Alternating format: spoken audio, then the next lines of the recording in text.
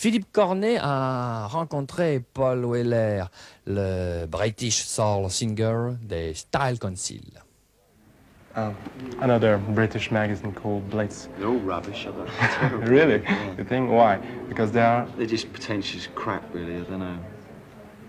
It's Don't you think that fashion is always a bit pretentious? yeah, it is. There's an article about Belgian fashion in it. Do you know anything about Belgian fashion? No, I don't. Is this it? Is this Belgian fashion? Yes, it is. It's from Antwerp. I haven't seen many Belgian people wearing shoes on their head, so I can't say. Summer. It's a summer look.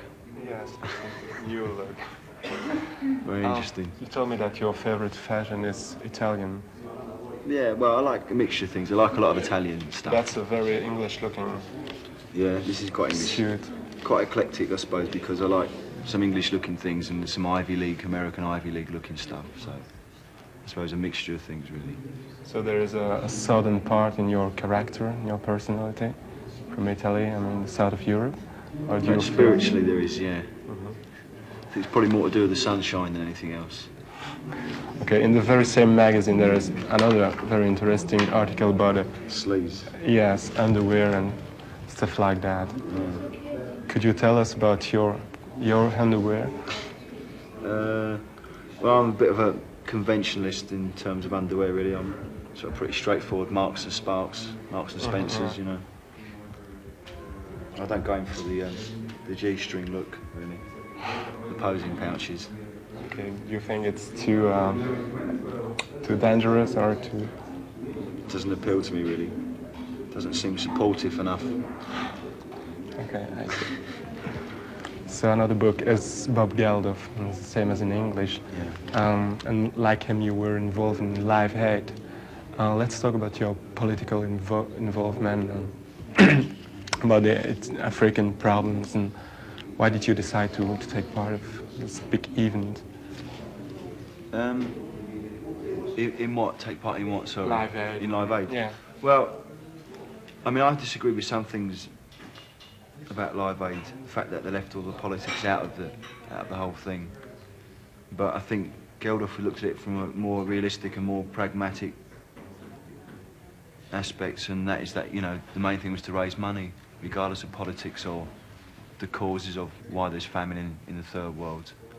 And it's a bit hard to argue with that, really, because I think he's right. You know, the crisis was that millions of people were starving, or thousands of people were starving, and that what was the quickest way to raise money.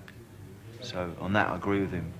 It just sickens me the way that the world governments get away with it, especially the Western governments.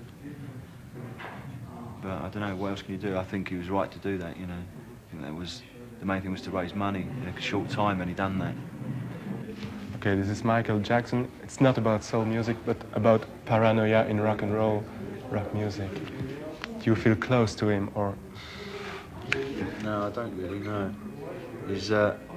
It must be quite hard for him, because ever since the age of, 9 or 10 or something like that, he's been a massive star, and probably surrounded by all the sycophants, you know, you could ever hope to gather in one space.